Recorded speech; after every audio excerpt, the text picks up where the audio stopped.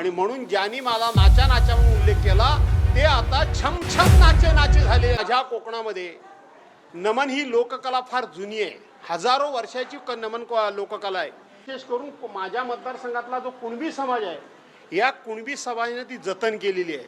मग ती स्त्री पात्र करायची असतील, ते मृदुंग वाजवायचा असेल, नाच करायचा असेल, गाणी म्हणायची असेल, उत्कृष्ट अशा प्रकारचं ते काम करतात. आणि त्याच्यामध्ये नाचायला मला आवडतं, मला मृदुंग वाजवायला आवडतो, मला पखवाज वाजायला आवडतो. आताच हा महाराष्ट्राची हास्य जत्रा यातले प्रतियश कलाकार प्रभाकर मोरे हे माझ्या तालुक्यातले आहेत.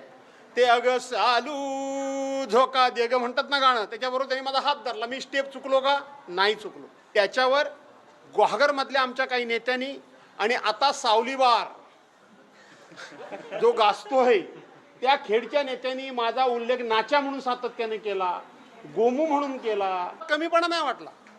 त्या नाचाला राज्य मान्यता मिळावी, त्यांना शासकीय मानधन मिळावं याच्याकरता मी लढलो.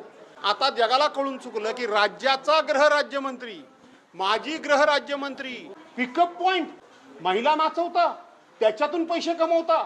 आणि म्हणून ज्यांनी मला नाचा नाचा म्हणून उल्लेख केला ते आता छम छम नाचे नाचे झाले. बाम लावे होते पण आता बाम लावून छम छम छम छम नाचतायत आणि त्यातून पैसे काढतायत.